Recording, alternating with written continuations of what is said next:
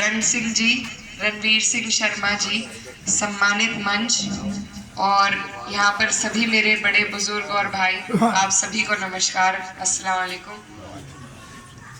आज आप लोगों को मालूम है देश में चुनाव का माहौल चल रहा है और देश के हालात भी आपके सामने हैं, लेकिन मैं बात सिर्फ अपने क्षेत्र की करना चाहती हूँ। ये हमारा कैराना क्षेत्र है। यहाँ पर 22 में आपने और हमने शामली जिले में जिस तरीके से भाईचारा बनाया था और भाजपा को यहाँ से भाजपा का सुपड़ा ही साफ हो गया था, उसी भाईचारे की नींव पे हम ये चुनाव को आगे लेकर चल रहे हैं। और आप लोगों से मेरा यही आग्रह है कि जो देश के हालात हैं, जो परेशानियां आपको और हमें हुई हैं, वो आपके सामने है। हमने 3 महीने यहाँ शामली मिल पर धरना दिया, कोई हमारे बीच हमारी सुनवाई करने नहीं आया, कोई हमारी अगुवाई करने नहीं आया। 1 साल तक दिल्ली के बॉर्डर पर धरना दिया गया, वहां का धरना आज तक भी हमारा एमएसपी का दावा अधूरा है। आज जो हालात हैं किसानों के, वो आपके सामने हैं। आपके ट्यूबवेल तक तो मीटर पहुंच गए, आपके खाद के कट्टे को महंगा करके उसका वजन घटा दिया। ये सारी नीतियां हैं, लेकिन जब आपके पेमेंट की बात आती है तो पैसे खत्म हो जाते हैं। तो ये सरकार की ही नीतियां हैं और सरकार की नीतियों में हिस्सेदारी का ही ये चुनाव है। आपका जो वोट है वो निर्णय वो तय करेगा कि आप सरकार बना रहे हैं, बदल रहे हैं, ये आपके वोट से तय होगा। तो ये बहुत महत्वपूर्ण वोट है।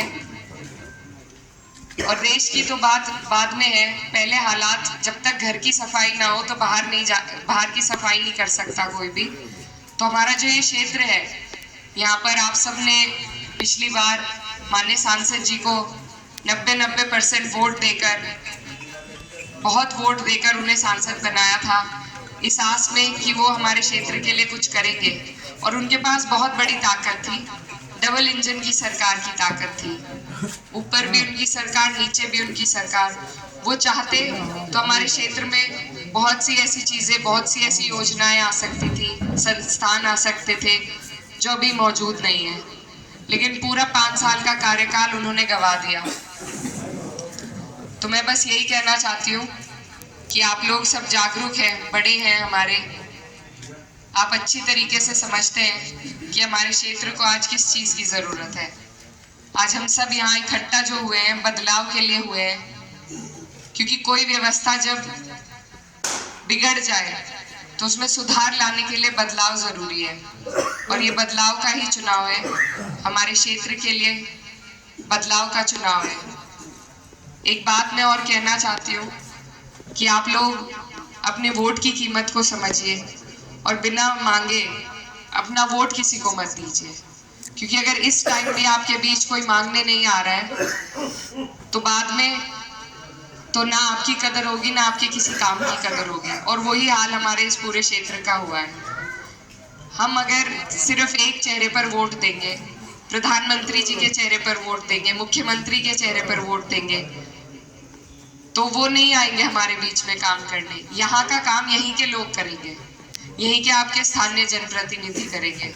तो उनका सही चयन करना बहुत जरूरी है।